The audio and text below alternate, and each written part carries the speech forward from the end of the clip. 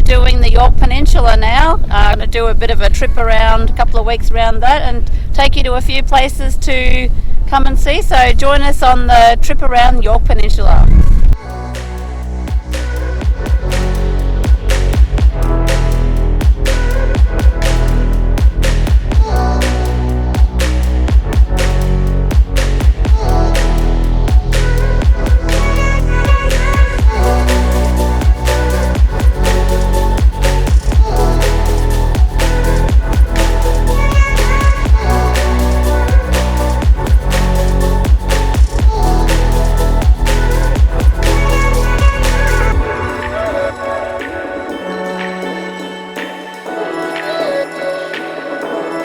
First stop, Ardrossan, which hosts the largest dolomite mining industry in Australia. Here's the port and the stockpiles of dolomite. Production commenced here by BHP in 1950, with a large proportion of the product being shipped to Japan. Dolomite's used in the building and steel industry.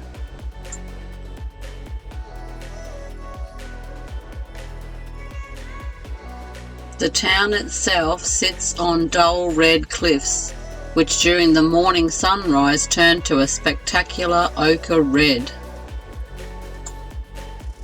A couple of shipwrecks in the area too, the Zanoni and the Ardrossan barge. And it's a protected area, obviously they dive down there. So while we're here, we're going to actually try and get some of these blue swimmer crabs. So there is catch and bag limits. Catch and size limits. So you've got to do your sizes, and any female carrying eggs have to be released. So we're in South Australia and we're going to do something that we haven't done before. We're going to go crab raking. So we're going to try for some blue swimmers and see if we can have a feed of crab tonight. Come on, let's go. We're looking for changes in the sand texture, so had to look out for this dark grey. I don't know whether you can see that through the camera, and raking in those areas, and you should hear a ting ting ting if it hits the shell. Crabs seem to be a bit elusive. Not having much luck. Oh, it's too small. Come on though. Got a crab, Hilda. Hey? It's pretty cool. Just not the right sort. Not the right type. Okay, so we caught one. But his corpo off. Yep. And he's a bit small. And he's a bit too small, so we have to put him back. Was it okay? Put him back. Once again, we come out, we're going back empty-handed. Well, we did catch 2 crabs and a gummy shark, little one, but it was only a baby. Oh well, maybe next time. Good morning. So, what's happening today? So we're moving. We're heading to Golden Beach, and this is Port Julia. So it was, I think, wheat port.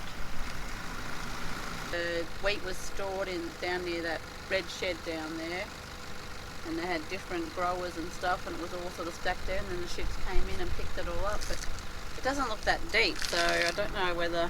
Must have been small ships. Yeah. Because the water ain't too We're at deep. Stansbury. Gonna check out the mural art here and the water tower art and have some lunch. The Yorke Peninsula has some absolutely amazing silo and building art. Make sure you check that out, guys. Take a look at what we found.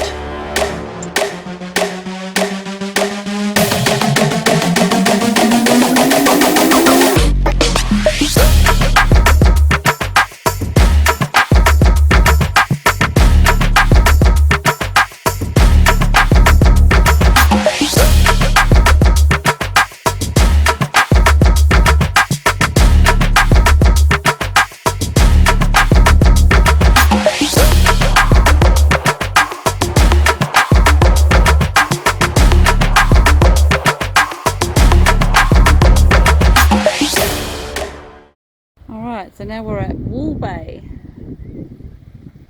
and it has a historic limestone kiln here, and in the back there you can see the shipping for the current limestone facility. So this is the historic lime kiln, and it was built between 1900 and 1910. So we're just on a little part of the Yorke walking trail, which goes all the way along the coast here in the Yorke Peninsula. Pretty cool. And going to head down and check out this old kiln. Ooh, there's a bit of a steep set of stairs.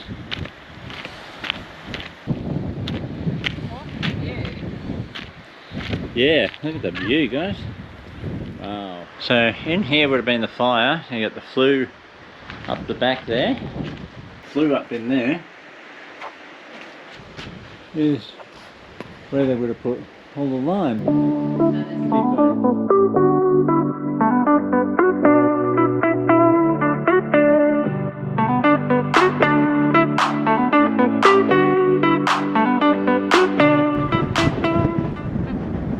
So we're taking a bit of a closer look here at the ship getting filled up.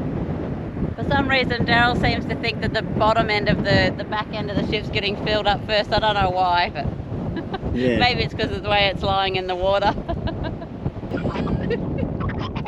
Hello. Hello. You're not bad, you're a cutie. Here you go, Nani, I've patted that. We're at the True Bridge Lighthouse, and it was opened in 1980. And it's really unusual. I've never seen one built out of just like normal bricks, and it's got a really unusual shape. So, as you can see, and it's got a very weird illusion. It's like I said, it's kind of like a bowling pin. So it's fat at the bottom, thin, and then sort of wider at the top. So there's a bit of an illusion with this lighthouse. It's really freaky. It's really kind of freaky. As we look up along it, it looks like the whole thing is about to fall over back on top of you. No matter which way you look at it from, it has the illusion of falling towards you. We are down on Goldsmith Beach. We got the wind farm in the background over there. A little bit of seaweed around here. Just a bit. Just a little bit, huh?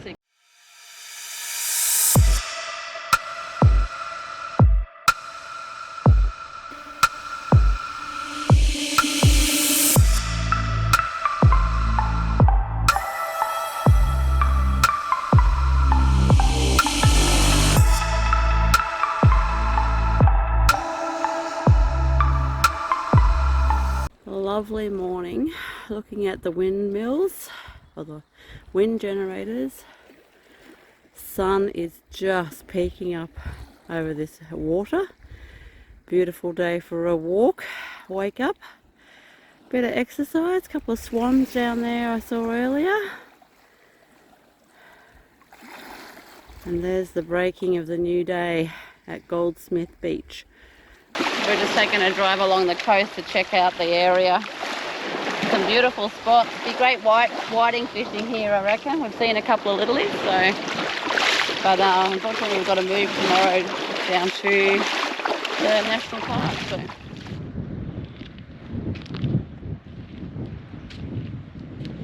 So we're at Stenhouse Bay. This is where we're camping for the next 5 days. We've just come down to the jetty. So we're going to go for a bit of a walk down there. Might even go diving. We'll see how we go. Here we're looking at the old gypsum works that were here until 1958. Quite a booming little industry they had going here, bringing the gypsum in. So they'd bring it in and it'd be stored up the top there, but for extra storage they made this big V chute, and they used to push it all over into the V chute here, but unfortunately it had an issue of gypsum going hard, and so then they would send workers down here to the bottom where this opening is here to pick away at it to get it to start moving, and that was a really dangerous job apparently, so which you can see that it would be with all that gypsum sitting up there up towards the mountain. Once it started moving, and you know, you'd be in trouble there. You'd have to be jumping out pretty quick. Large ships used to come out here onto the jetty, and there was apparently a conveyor belt that would take all the gypsum out to the boats, and prior to that it was all pushed out by hand on carts. The boats used to come in and collect the gypsum, which was mined at Inniston, and they had a rail line from here at Stenhouse Bay all the way to Inniston, and they had these tractor trains basically that ran 24 hours a day, so 3 shifts of 8, and hauled all the gypsum to the plasterworks down there. So they nicknamed them a dobbin.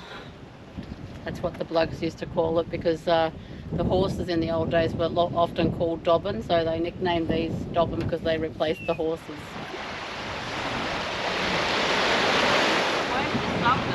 Off you go.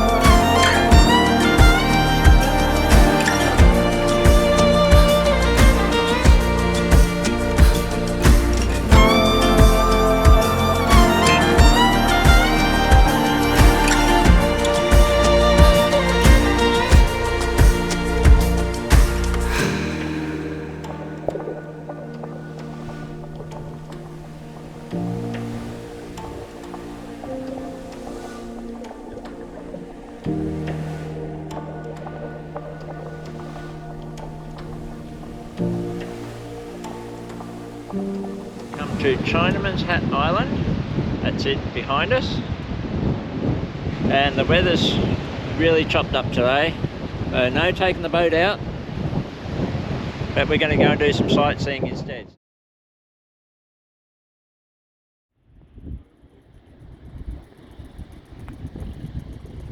Oh, looks like nice snorkeling down there. Awesome.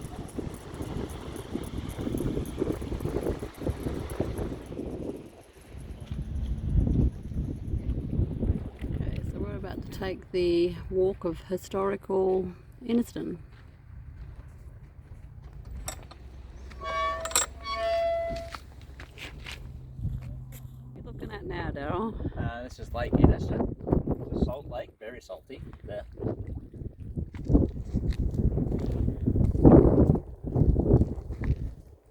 Obviously something fed down into that, is it? Lake. So this is kind of what they were pulling out. It hardens really hard, so they have to crush it into a powder. So this is the old post office. It's obviously been done up for holiday accommodation.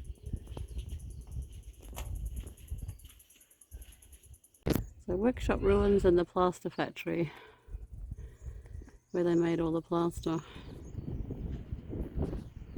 No info?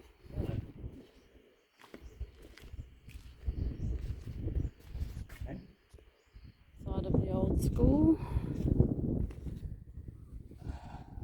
The town is complete without a butcher and a baker. So here's the baker.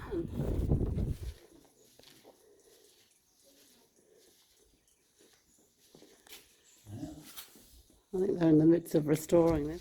That's good. Open, close your door. So they had big wooden shovels, flat shovels, didn't they? Yep. Just shovel it in there. That all looks like it probably still works. We are at Ethel Beach on the Yorke Peninsula, and we're going to go down and have a look at the shipwreck, Ethel, down here. So we've made it down this far from up there. How many steps? Apparently there's 181 steps. Oh. Now here is the wreck of the Ethel.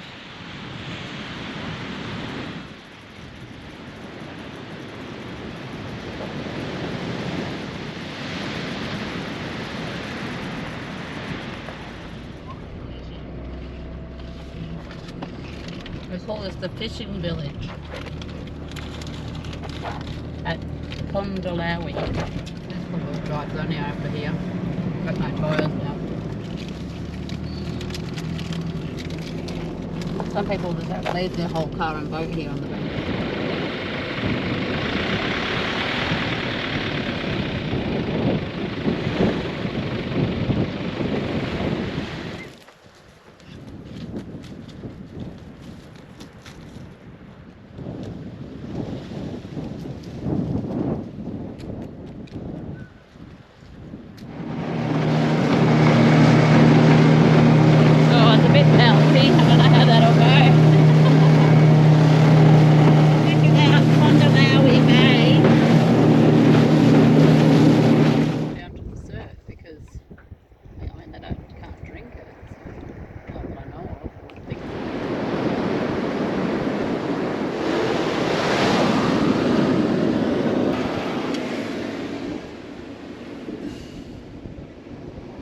So what do you think of Pondalowie so far? Oh, it's pretty good. I reckon we'll spend a few nice days here. You could do some snorkeling here. There's a nice, beautiful protected bay to put the boat in. A couple of lighthouse walks to go and investigate. Plenty to do. I'm on the West Cape Headland Walk. That's the car park down here. And just coming up here to check out the lighthouse. Actually camped down here. We got this bay down here behind me. And we camped down there. We're going to hopefully put the boat in tomorrow and go and do a little bit of fishing, if we're lucky. Over here we've got the lighthouse up on the headland itself. Go for a quick walk down there. A 360-degree view up here, beautiful. Nice little beach down here.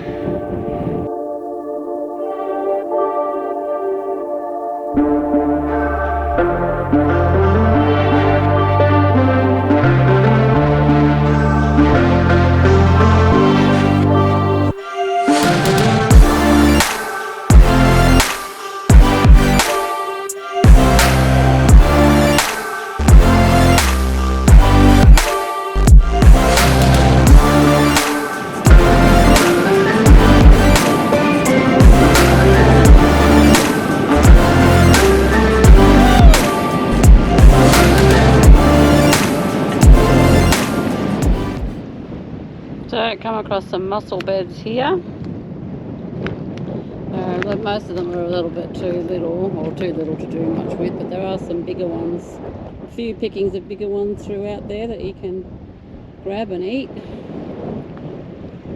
Haven't had mussel for a long time. But you find your own private beach. Yeah, it's a little small. That'd be me. Not much swimming in there, I don't think. Very rocky.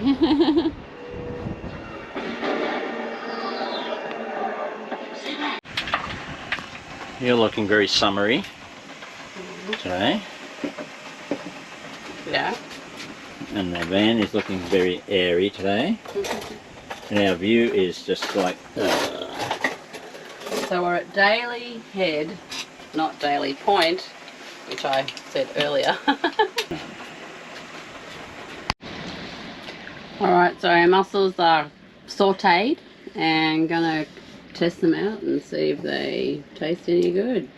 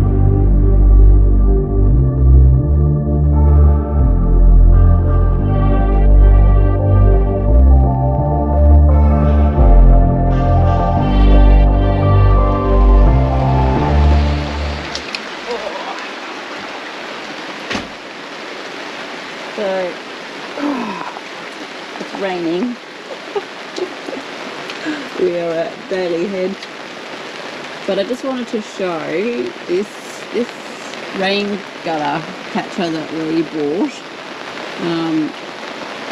Has been a really good product that we bought, because we can actually catch water. So at the moment we've got our little gutter set up, and it's raining and we're catching water, and it's going into our tanks and refilling our water supply. We're actually getting so much water we can't even catch it now, but it has these little plastic clips and they roll around to form a gutter. All the way along there. Comes down to the bucket, and it's in this rain saver. And then, so this is us right now. We did some loads of washing because we've managed to get water, but unfortunately we're not doing too well at drying it. So anyway, they're all the things that you have to deal with when you're on the road. We're at Turton, and right here they have a resident manta ray that swims up and the kids can pat it. So come on, let's go take a look.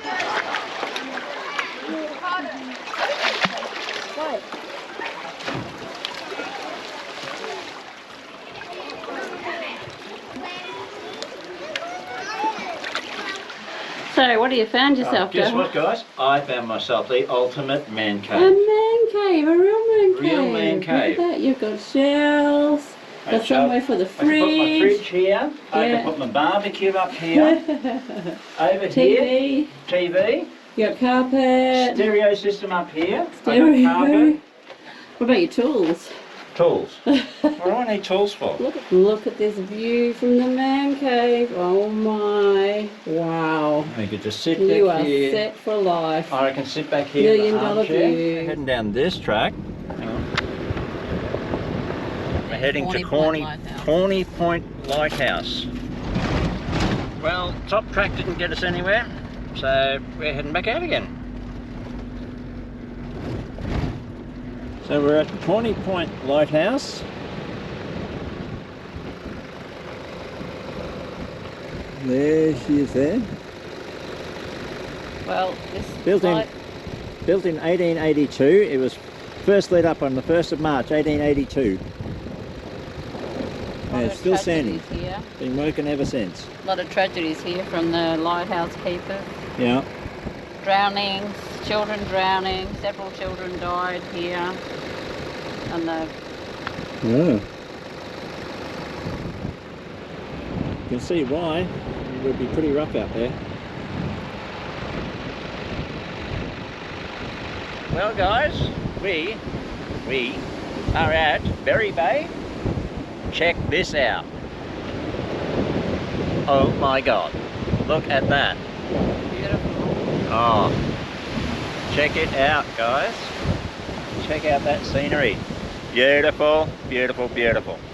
That's what you did, it's sitting on the little town of Waruka Hotel, built in 1877. Not much to the town, a couple of little shops, butcher, chemist. But it's the closest little shopping centre to where we are now, which is Gleeson's Landing. Gleeson's Landing, campsite right on the water.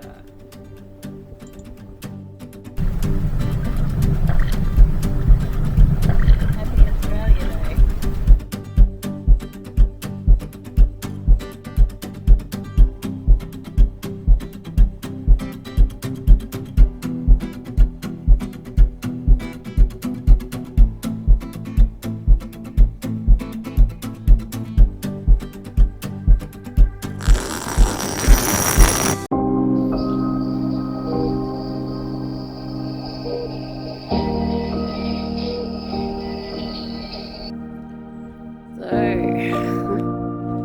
On the road. Anyway, last night Daryl had a heart attack, which is really bad. That's the first one he's ever had. He's had a few health issues before, but nothing to do with his heart. But anyway, now he's had a heart attack, and it all happened sort of late last night. Ended up taking him into the hospital, and then the hospital accommodate me there, so then I was left to drive this back at 1:30 in the morning to the caravan, which was about 70 k's from the hospital. And of course, as soon as I'm in charge of the vehicle, it hasn't given us hardly any issue. There was no fluids in the radiator, it was overheating, so it was depowering, and I was stuck in the middle of the road in the middle of the night at 2 o'clock in the morning, pretty scared. There seems to be a leak.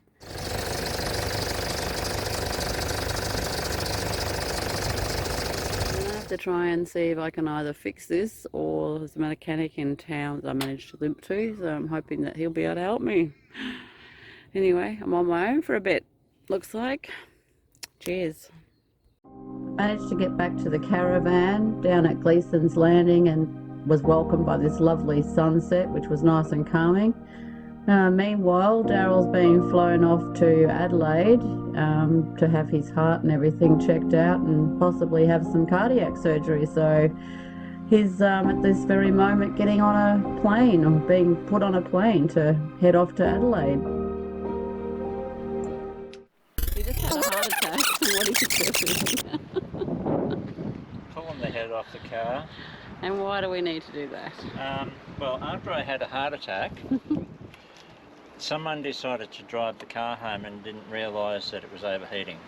At 2 a.m. in the morning in a thunderstorm. Yeah.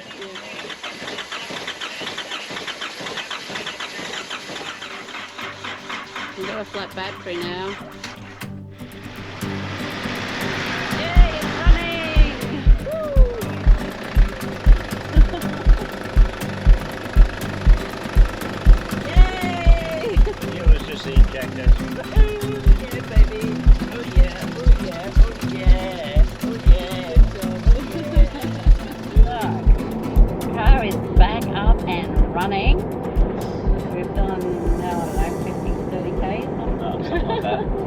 Seems to all be going sweet, so that's really positive, really good.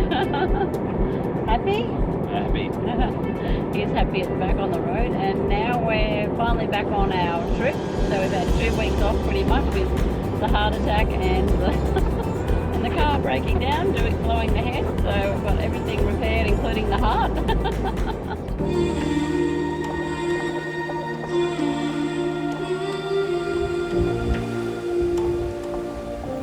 So we're at Port Victoria.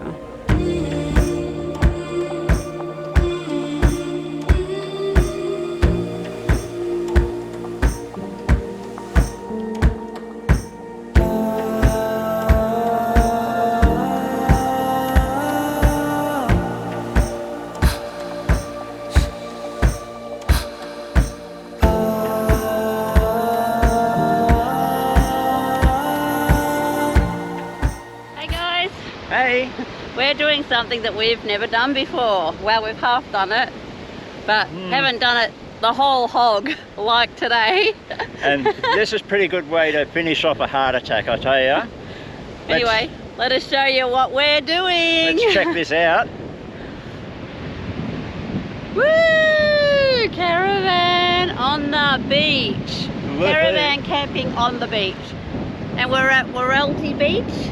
Yeah, cool. And you can camp here with your caravan just for the council permit, $10 a night. Just got to be aware of king tides and you're good. Be ready to make a haste and keep your eye on the tides, but it is so cool. Come and take a look at this.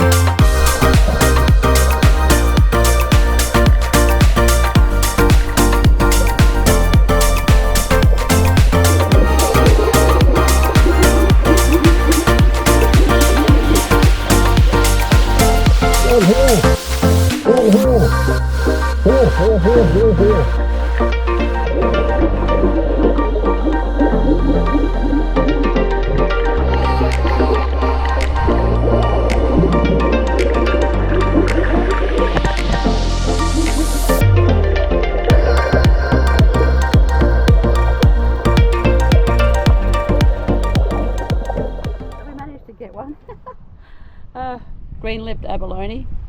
So he just measures in at the right size, which is good. And gonna cook him and eat him. It was pretty hard work actually, harder than I thought it was gonna be to get an abalone. I ran out of breath. Actually, Daryl ended up getting it, not me. Let's try it out. My abalone, and got to get it out of the shell. I believe it's called shucking. Got to go around the shell carefully and not get yourself cut, and try and leave the mollusk basically out of the shell. So this is our first one that we've ever done and ever caught, so don't really 100% know what we're doing. So I think you've got to take all this lip off. Still sawing it. Fry in butter apparently. Here's some salt and pepper.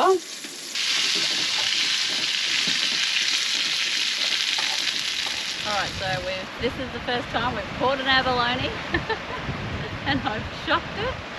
Actually I killed it, shucked it, and now I've cooked it. Don't know whether I've done it right, but here's for the taste test. So first time tasting abalone.